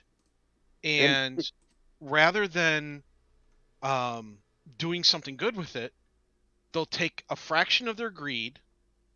Case in point, Amazon and Starbucks have been spending millions of dollars fighting unionization. Yep. Why? Because it means a little bit of their profit goes down. And they're willing to spend millions and millions and millions of dollars to defend their profits from their employees who make it for them. Yeah. I mean, And Jeff then Bezos. they go and make statements of, oh, the reason why you're having a problem financially is not because we're not paying you enough to live off of. It's that you're paying for avocado toast for lunch, you know? And when you look at like a millennial or somebody's bill where maybe they've got a $12 charge a month for Netflix because maybe they don't have cable television, which is vastly more expensive. Um, they, maybe have a $400 a month student loan payment. They've got, car payments, car insurance, or if they don't do that, maybe they have to Lyft or Uber because maybe the bridge between them and their office doesn't allow foot traffic or bicycle traffic, which is the case near where I live. So people who live near me can't bicycle to work if they work on the other side of the bridge. Otherwise, I'd be doing it. Maybe they splurge every once in a while for that $4 coffee, and they tell them, well, stop buying coffee and avocado toast and get rid of Netflix and you'll be fine. But their rent is $2,000 a month, 4 times their car payment. But their rent might have originally started off at only $800 a month. And then they got notice that it's being raised overnight from 800 to 1600, and they have 30 days to either commit to the new contract or they need to move out. Yeah. I mean, there's no good reason that, in my opinion, for Jeff Bezos to be fighting against unionization. I mean, he pays an effective tax rate of 0.68%. I mean, come on. Yeah. How much more money does he need? And reminding you that over here in Buffalo, yes, I know Buffalo's been in the news a couple of times over. Unionization happened at a Starbucks over here. The people that were involved with getting that unionization were targeted. And if memory serves, there is at least one Starbucks that is going to be closing after voting to unionize at the store. But of course, that has nothing whatsoever to do with the unionization over there. That would be wrong. Of course not. And then Musk pissed me off when he's like, well, I think the economy is going to be doing bad, so I'm going to have to lay off 10% of my workforce. And it's like, dude, estimates are you are the wealthiest person on the planet. So why are you having to cut workforce again? You're not hurting, so what the hell? Yeah. If it was me, I would do two things. One, roll back the tax rates to approximately 1940 levels. Back when, because in the mid 30s, late 30s, as I recall, because, remember, I love my old time radio. So, I look back on some of this stuff. The upper tax brackets, the top tax brackets were upwards of 95%. Now, reminding everybody, the tax rates in the United States are not, you made this much money, we're going to take an entire 95%. No, it is a sliding scale of up to this amount, we're going to take this percentage. The next section up to this level, we're going to take this percentage. And it goes, as it goes higher and higher, it increases depending as to what's going on. That would be my first piece. The second piece would be no company is permitted to hold as profit more than 1.5 years of operating expense capital as profit. Anything after that gets taxed at some exorbitant level, like 85, 95%. This way, if there's a bad 1.5 year run, you've got money to cover you. But anything after that needs to get invested somewhere. It needs to go back out. It needs to go into your personnel, into R&D, into moving the money and keeping money. Unions are fighting for that. Yep, and keeping that's why we saw Starbucks and Amazon and Walmart employees fighting for unionization, because unions, in terms of collective bargaining, are notorious for getting the money back into the people's hands. Was there a period in the 1950s where several unions did some bad things? Sure. But a union is only as good as the people that comprise it. When you're part of a union, you have to be active in your union. Yep. That was the first thing I learned when I joined a union, was here's what they're doing, here's what they're putting contracts out for, here's what they're bidding on, and here's what I need to know my rights are as a union employee, that I get to tell my union that I agree or disagree with, and that my vote counts. Yep. Stephanie's also pointing out, and rightly so, in the 1940s, we were fighting a war which requires a lot of money. Agreed and admitted. But here in the U.S., you remember, we kind of held back a little while. And the stuff that I was looking at, and the stuff that I was investing in learning about, was, like I said, the end of the 1930s. And the tax rates at that point were, like I said, as the example, Jack Benny, because, I love Jack Benny. One of the things that I remembered learning about was, the jokes that would happen on radio about, how tax time comes around and, how things work out.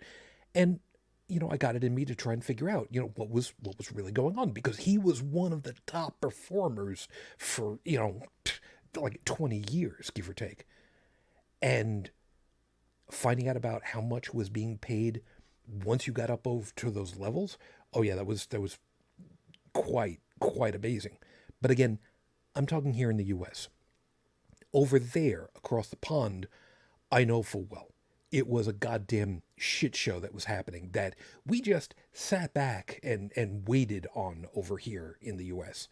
I know, that was pretty piss poor of us, but again, none of us were alive for that one. But, it was still stupid. And I want to show something else going on with politicians and the money and everything else, and advertisement. Okay, we have Elon Musk trying to pull up Twitter and take ownership of it and all that other crap. And he was talking, and certain people were talking about bringing banned people back into the playing field. Well, Twitter was originally trying to prevent a lot of misinformation, hence a lot of bans and things. And here's the kind of misinformation I'm talking about. And how some of it is allowed because of how it's presented. So Senator Joe Manchin, or Manson, however it's pronounced, Not Manchin, on last month on the 31st, made a tweet on Twitter. Quote, by allowing Medicare to negotiate drug prices, capping the cost of insulin at $35 per month, and allowing the importation of drugs from Canada, we can lower prescription drug prices in America. We must take action and keep the promises we've made for our seniors. And you know what? That is a very good statement. But here's where the misinformation comes into play.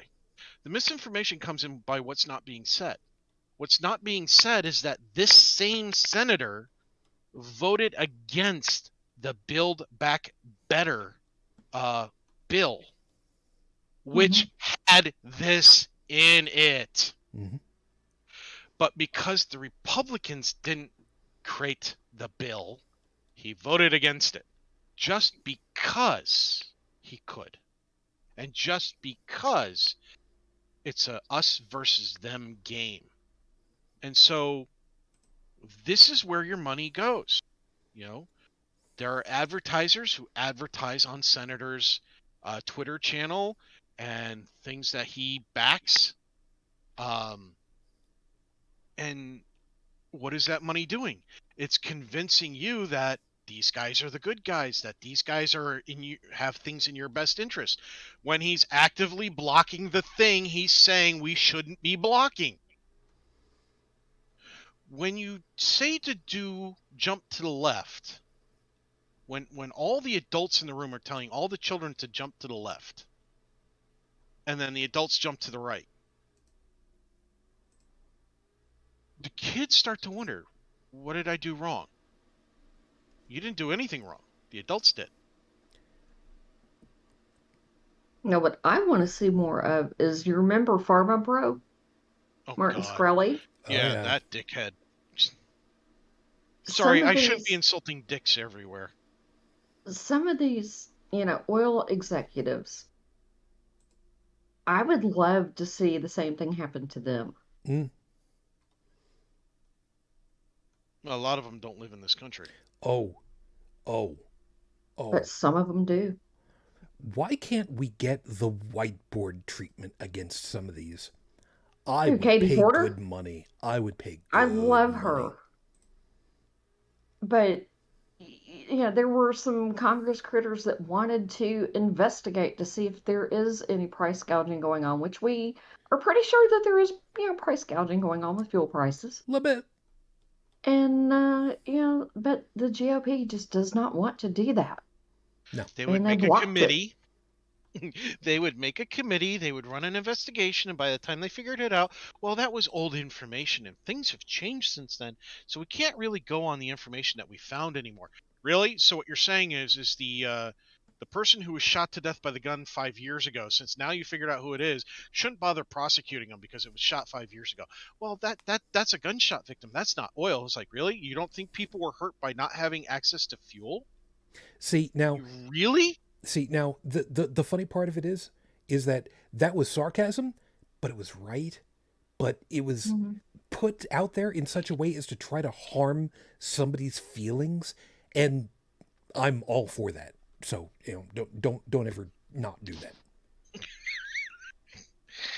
I'm not laughing because it's funny. I'm laughing because it hurts. Yep. Yeah, the laughing. I know that sounds weird, but believe it or not, people deal with pain in different ways. And sometimes the pain is so much that even crying doesn't work. I'm sorry. Have you met me? I'm talking to the general populace. All right.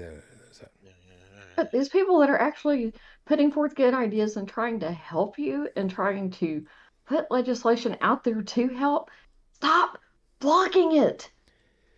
And then if they do happen to get something good passed and you voted against it, stop taking credit for it. Yeah, because believe it or not, that's all public record. The problem is the public's not used to looking at the record. And the public is in general too stupid to even bother looking. And they've got the attention span of a fruit fly and they don't read. And see, that's part of the problem of a much longer term issue, and we've kind of talked about that before. But what it comes back to on topic, you'll see how I pull this back together again, just whip this back in a left turn, is that one of the things that these people have done is taking out groups that are intentionally putting out misinformation. They went after Steve Bannon. How much do we hear about him and the Blaze anymore? Hmm. Not very Yeah. much. How often do we have? Let me see. What was one of the other ones that they went after? Uh, See, I had too many damn things open. Steve Bannon's Real America Voice. Glenn Beck's The Blaze. Sorry. Steve Bannon's Real America's Voice. I got those two flipped. Sorry about that. Yeah. I mean, who wants to pay attention to them and actually remember their shit? I mean, I remember them because it's like I remember pulling off the, um, you know, Band-Aid off of my face. Thank you very much. I don't, and and and I'm trying to remember this one. Dan Bongino. Oh gosh, I hate him. I don't remember who in the hell that even was. And you know what? It's probably better that way. Cut them out. So these groups, they get the money taken away. They have, if I remember correctly, they've also been ousted off of a lot of cable providers, as I remember correctly, which means that they are now on a handful of streaming services.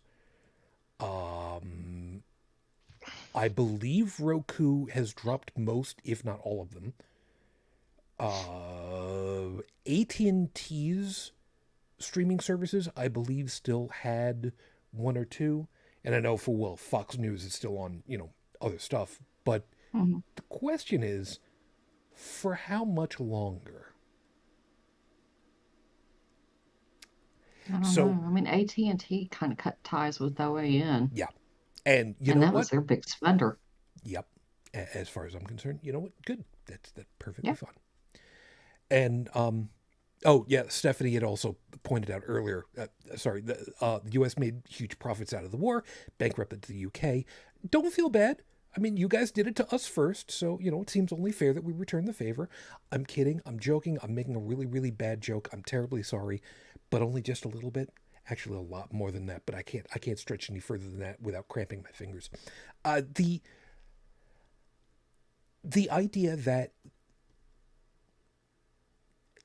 one of the people that I would have loved to actually two of the people that I would have loved to have had on the show, and it's still not gotten back after I put in a request, were the Vlog brothers, Hank and John Green, to bring them on here to talk about the stuff that they've done, specifically for a term that they've used, which is reducing world suck. Oh, I love it. And I really, truly feel like what this organization is doing, which is, by the way, I just suddenly realized we haven't actually named the organization. It's called Check My Ads. What they are doing is the long game for reducing world suck. Because if you reduce the amount of disinformation, especially the amount that gets out to the vast majority of the population, you have less that gets out there and takes foothold, which means better information, more accurate information can take a better foothold and will eventually batter back. Which is kind of the same way that things work with inoculating people against a virus. Funny how that works. One thing that I've noticed are rolling out on Twitter, they've had a feature for a while where if something was disinformation in regards to COVID or, you know, uh, politics, that you could, label it and they would, fact check it and stick labels on there and things like that. But they have rolled out another feature where people can do that to pretty much any tweet.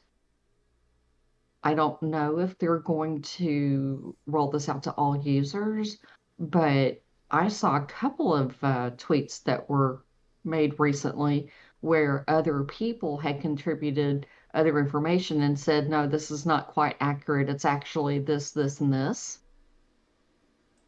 which I thought was great. And then, other users had an option to, rate it if they wanted to, as, this is very helpful because it's either, a neutral source or it's a well researched whatever. But one of the things that got fact checked was Kyle Rittenhouse Oh God. Yeah. when he posted on Twitter that he was, proud to be going to Texas A&M Oh God. and got called on that. And then he's like, well, actually, I'm going to whatever the other school was that's a feeder for whatever. And then, I saw a little fact check pop up underneath there that said, well, this school is a feeder school to whatever. They have a, 100% acceptance rate and, whatever. I will have to go back and find the tweet, but the information that was included in Twitter was very helpful. I don't know if you saw that or if only a few select people can see that. And I'll have to do like a screen grab of it, but I think that could be a good thing. I think it's in beta right now and not everybody has access to it. But yeah, I thought that was kind of helpful. Any opportunity to have fact checking work is fine by me.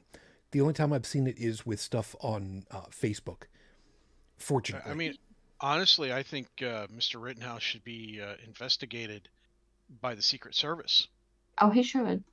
because he recently went on a video Saw firing that. off a mini gun, oh yeah, I saw that. okay, and saying, come and take him, Joe, was part of the text of the tweet. And verbally, he said in the video, Joe Biden, you're not coming for our guns.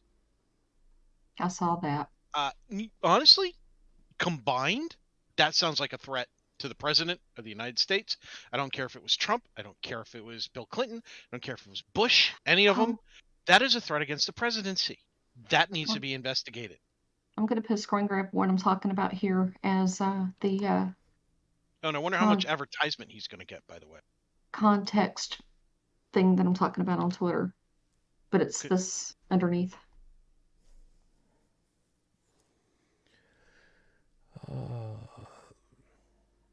Okay, I'm not going to be able to open that right now to see it any much bigger on my screen because of the way that everything is working. But yeah, he's threatening to sue everybody, including Facebook, because he can't get a job, and he's blaming the media for calling him a murderer. What this said on here, I'm going to read it out for the people in the audience because I can't see it. sure.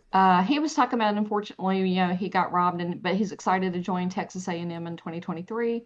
And then somebody put Glenn College and Texas A&M have a 2-year program where incoming students may enroll in 1 or 2 A&M courses, while the majority of their coursework is done outside A&M. However, Glenn College has confirmed that while Rittenhouse applied, he has yet to be enrolled. But that part came from readers on Twitter that did a fact check. Yeah. And I thought that was a cool feature that they have started rolling out where people can fact check things like that and add context. Good. I wonder if he's going to be suing Facebook while he's enrolled, after he eventually gets around to doing it, or if he's going to wait, until after he supposedly starts some courses eventually at some point. Oh, okay, And then you may sues not be able to see that, Shujin. Okay, I'm looking at this. Sorry.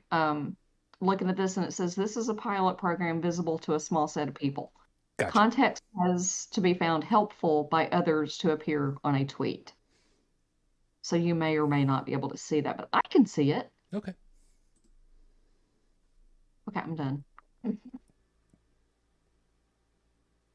That's good. You're special.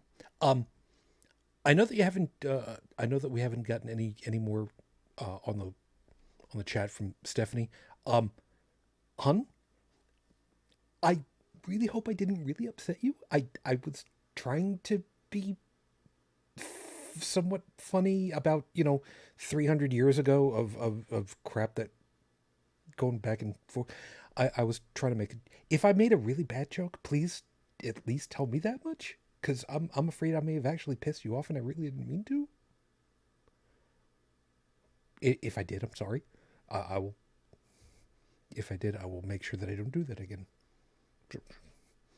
I'm nervous now, man. I don't want to piss people off. Well, all right. There are certain people I don't want to piss off.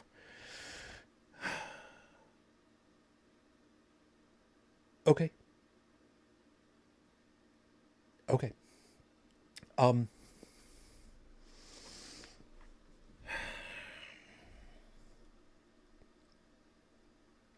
Okay. I will. I will. Yeah. So we got a couple of minutes to finish. You know what? I'm gonna ask you guys. Well, Stephanie's saying, in case you've not noticed, if I don't have something relevant, I don't respond. Yeah, I know, but at the same time,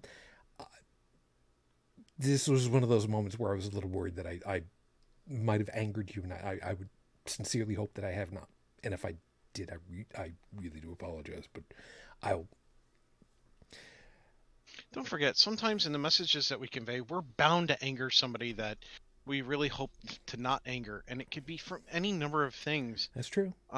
It could be That's the true. delivery of the message was interpreted in such a way as unintended. It could be that this might be the one topic that the two of you just disagree on. That You know? that's possible, but you know me.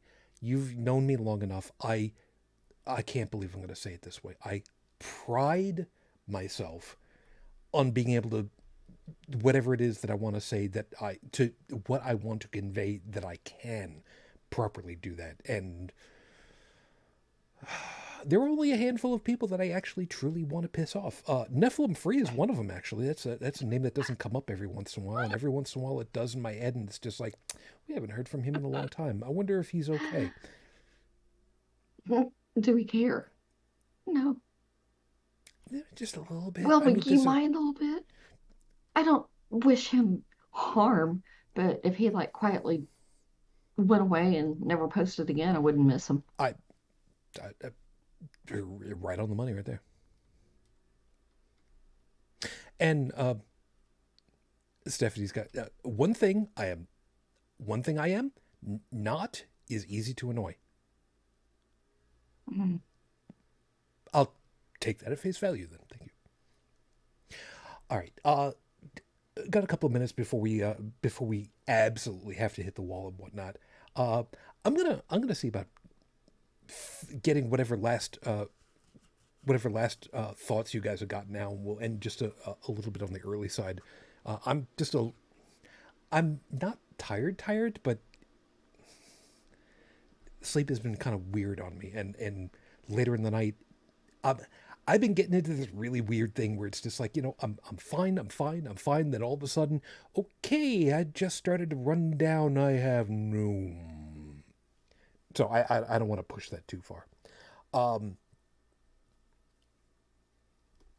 Tech, what last item might you have, and then kind of work from there, I guess. People say I complain too much and I don't offer enough solutions. So I got a few solutions, a few that are easy to implement. One, make civics, introduction to civics, back part of a high school curriculum. It used to be, it was taken out because certain groups felt that high school students who were on the verge of becoming legal adults, knowing their rights as American citizens, was a bad thing, unless they could make their way into a college and then they were respectable people, and then they should know their rights. No, every American citizen should know their rights. That stuff should be brought back to the high school level again. In fact, you could even parse it out over several years. So a little bit here, a little bit there, a little bit here, a little bit there. That way it's not one lump bombardment on people. So that's number one. Bring introduction to to civics back to the high schools. Number two, this unrestrained capitalism has got to stop. You have many venues, many choices of how to regulate it without going into heavy regulation. You don't have to do a lot of regulation. A tiny bit will go a long way in terms of preventing capitalism from continuing to destroy American lives. Okay? And you can do that by putting a few restrictions on what percentage of increase you can allow um, owners, property owners, to raise the rents in terms of tenancy on apartments and mobile home parks and things like that, instead of being allowed them to, 133% raise when inflation went up, but nobody's paid it. A reasonable margin of difference between what a CEO of a company makes and what their lowest paid employees make. If your CEO is making $13,000 for every $1 that their lowest paid employee is making, there's a little something wrong there. Okay? And one other thing, quite literally, one simple fact. If somebody has a job that they've created and they need it filled 40 hours a week, but that person can't live off of minimum wage at those 40 hours a week, then that job needs to pay more. Okay? Real simple. If you demand full-time loyalty and job work to be done from that employee, then you need to pay them accordingly.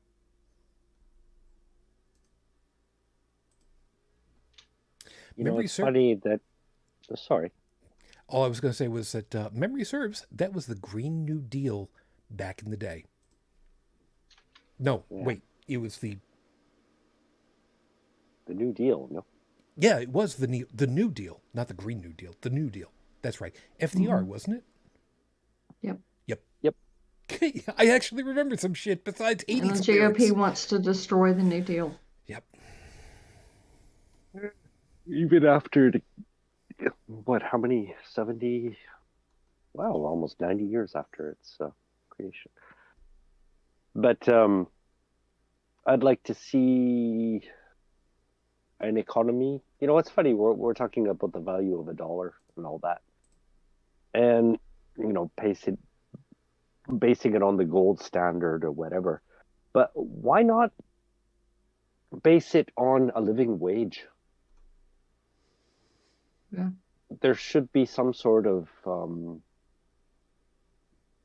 organization or division of the government that decides, what is a living wage in a given area, and they could align minimum wage and all that around that, and also rent prices and et cetera, et cetera.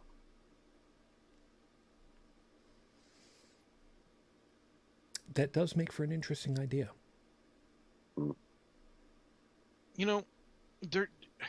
It's real simple.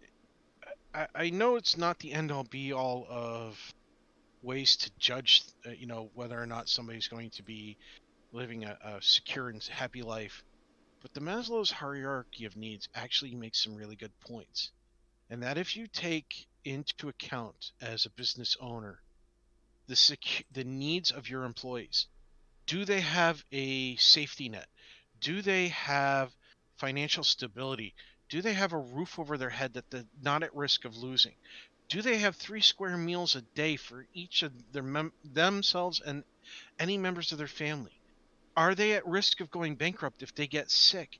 If you take care of these needs, you're going to have the most loyal employees possible, because they're going to see you as the provider for them. They're going to give you their best work. Are there going to be some that are going to take advantage? Yes, you filter them out. but you don't punish the others in the process. That's something that businesses forgot. They started punishing the other people because they got fed up with the bad apples. It's like, no, filter out the bad apples, keep the good ones. You're going to continue to rake in the bucks. You're going to have loyalty that money can't buy, and you're going to profit. But they forgot that. They forgot that in the favor of unrestrained capitalism. Infinite growth doesn't work. Loyalty works. Protecting your employees works. Having them have a smile on their face because they want to be there, they want to see you succeed, that works. That's going to solve a lot of problems because, I mean, an employer actually cares about that, sees your work.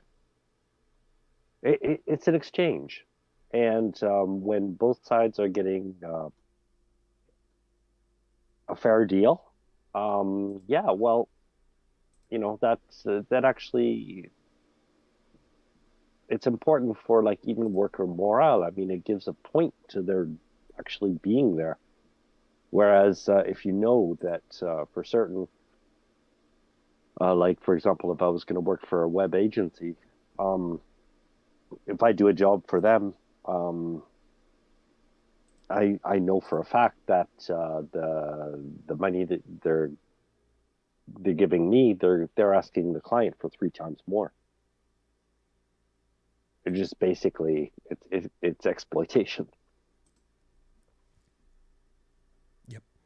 Brigid, you had put something over in our chat, and I think that's a really important piece right there.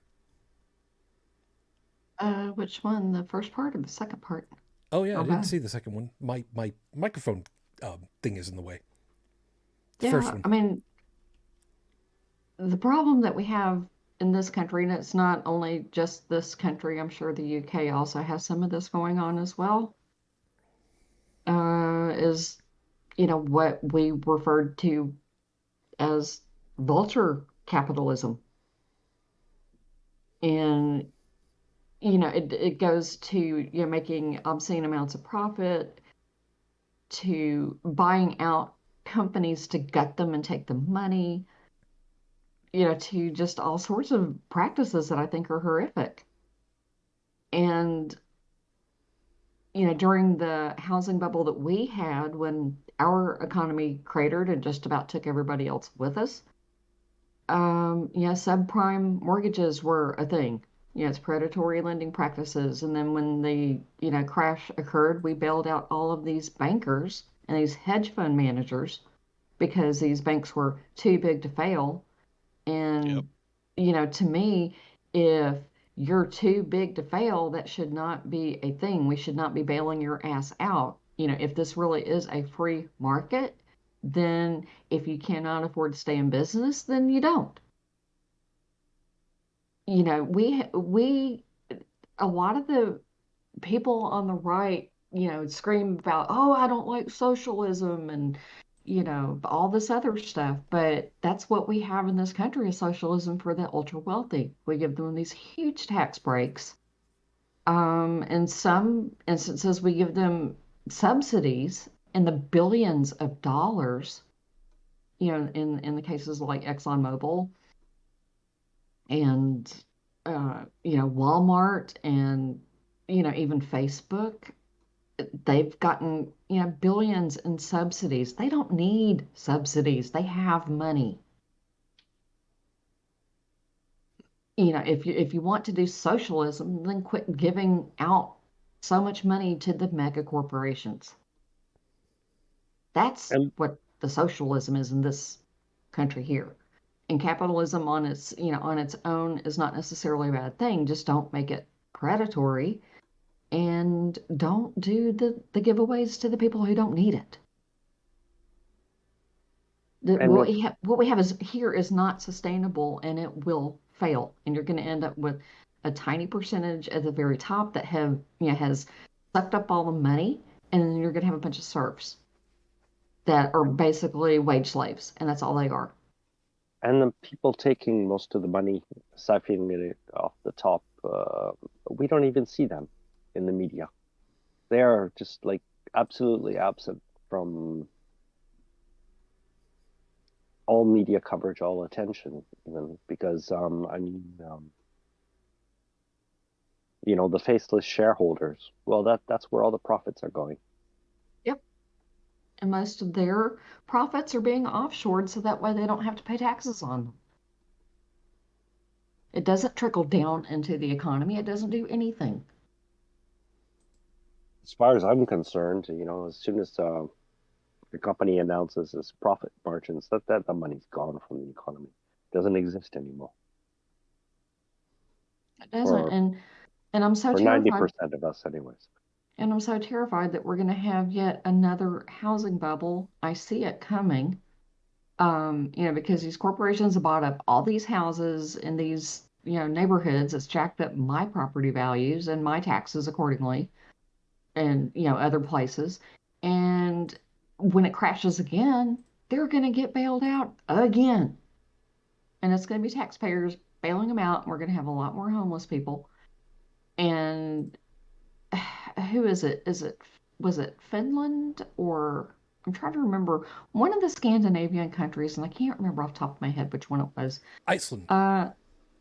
Iceland. Well, Stephanie's got it over here. Iceland was the only country to deal with the people who caused the financial problems.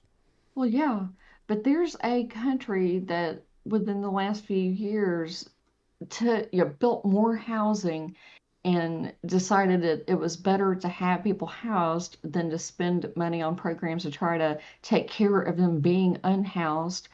And so they have, like just a handful of homeless people. And if we did that here, it's cheaper to provide somebody a safe dwelling, especially, some property that's not being used, that's in reasonable shape. It's cheaper to actually give them a place to live than it is to try to fund shelters for them and social programs and try to, find some way for them to exist. And you could be 100% certain that everything they earn is going to be absolutely going back into the economy. Yeah, buying necessities and food. And if they have anything extra left over, then they might, get Netflix or get cable if they can afford it or what have you. But there was a town in Utah, and I can't remember the name of it, but they're doing an experiment right now of giving a UBI to people who are, under a certain income and housing, and it's saving them money on social programs for these people because you don't have to have the caseworkers and all of that. And if you have people that you have to incarcerate because they're too broke to be able to earn a living, it costs a hell of a lot more to, put them in jail and house them there than it does to give them a tiny house with plumbing and hooked up to, utilities. And there's profit there too. Even prisons are profitable. Oh, I know they are. I mean, here, at least in my state, they've got a guaranteed occupancy of 98%, GO does. And if the state does not meet that obligation of a 98% occupancy rate, then Indiana has to pay them money. So there's an incentive right there to keep the beds full. Joy. And those same people, get paid $2 a day to perform, labor for other companies. They get hired out. Joseph, I need to throw it over your way because we're already over time. So Sorry, I'll be quiet now. no, it's not just your fault. I'm the ringleader of the whole thing. Ultimately, it's on my shoulders. Oh yeah, you get the last word. But I've said my piece. I mean, we need to. I think it was you, Shujin, who brought it up earlier. Your dragon analogy. Just sitting on hoards of gold. This has to stop. Yeah. Yeah, I'm with you on that one. I'll end I it mean, off. Sorry. I'm for furthermore, even concerning property, I'm also for use it or lose it. If a company wants to buy, for example, or build or buy a factory, and they're going to rent it out to a company. But the landholder is actually going to put work into the place. I mean, like to maintain it and all that. Okay, that's one thing. But somebody just buying up property just because they have money, just because they're sitting on a hoard of gold,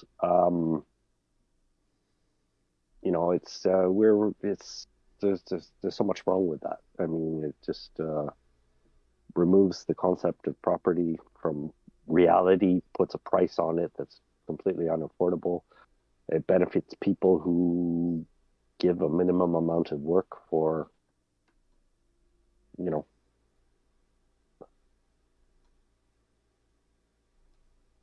yeah, we could do an entire show about that.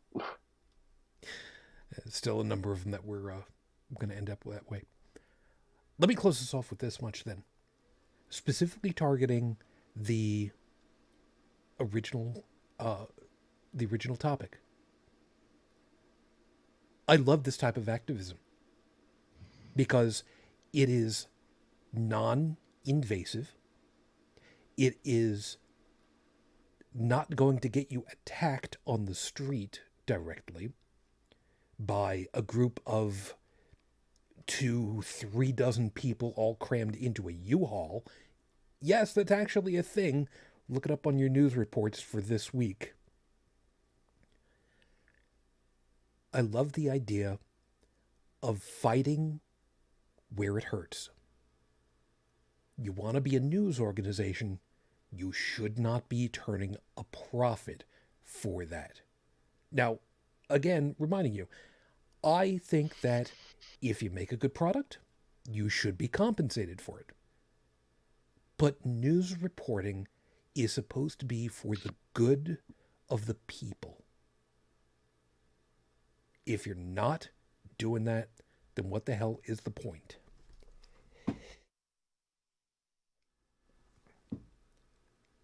So, to all of you groups out there who are fighting the good fight, who are trying to get things back on track, who are working to reduce world suck, from all of us here, just thank you. Thank you for doing what it is that you're doing. And we really want you to succeed. Because where you win, we all win.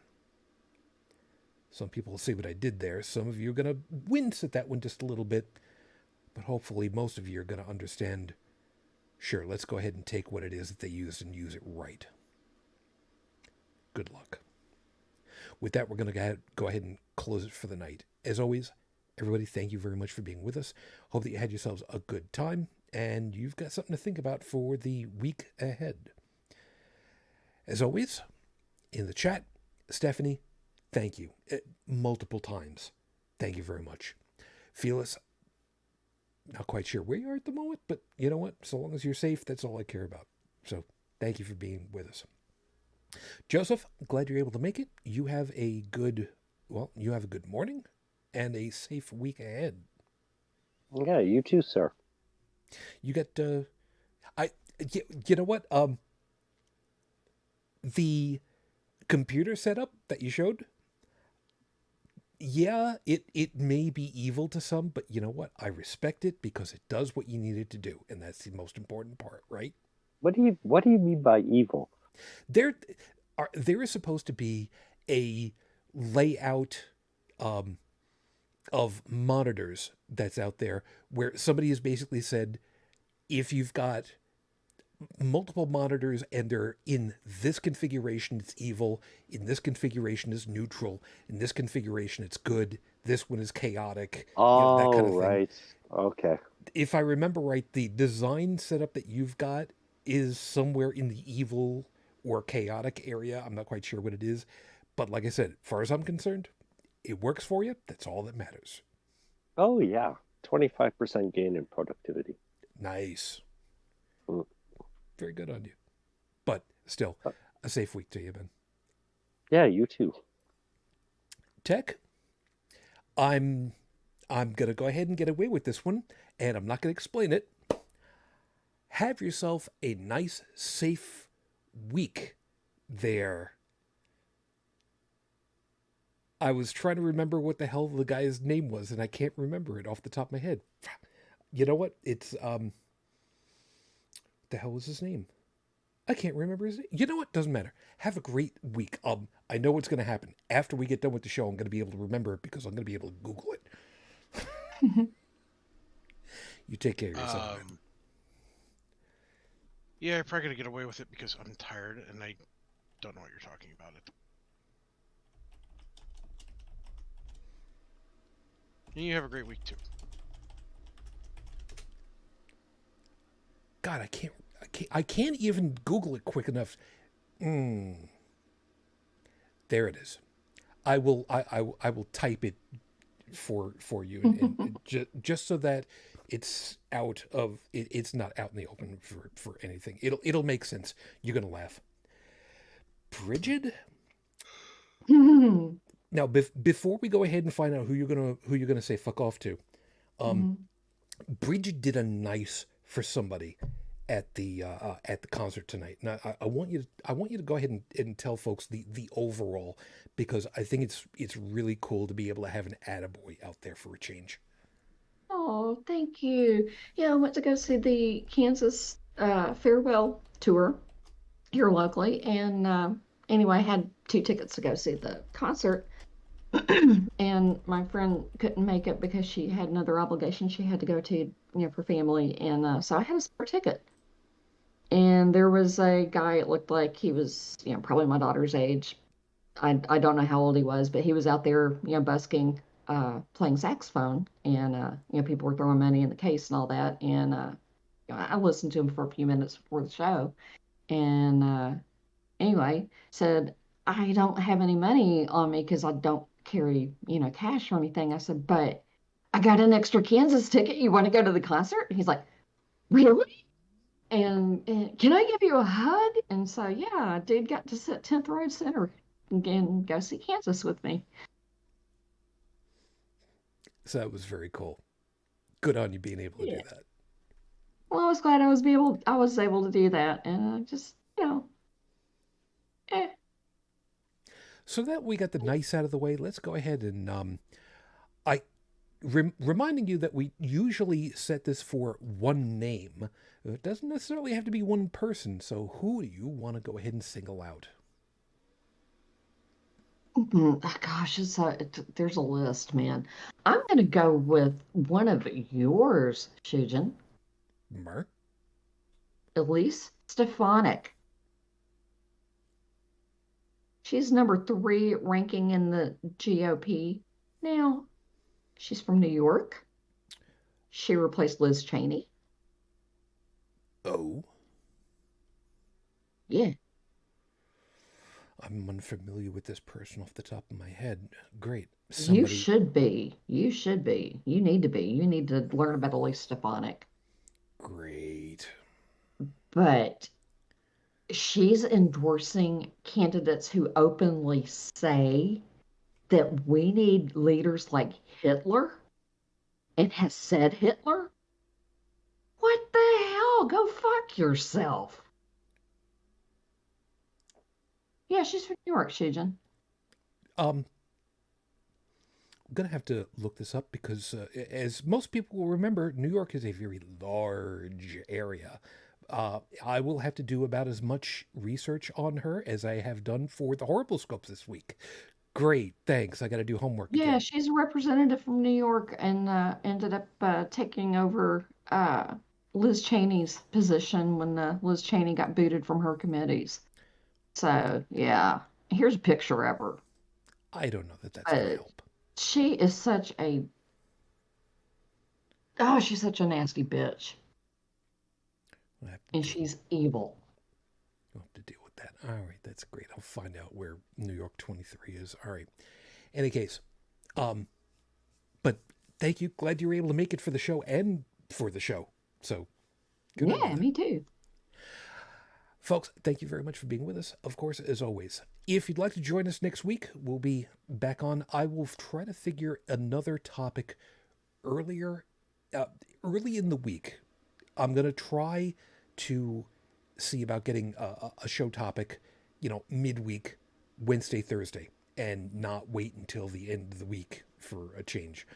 Try to see if that kind of helps us out a little bit. Maybe get some more people. That'd be really nice. Any case, all our information, if you want it, is over at holycrapthevlogcast.com, as well as the audio version of the show.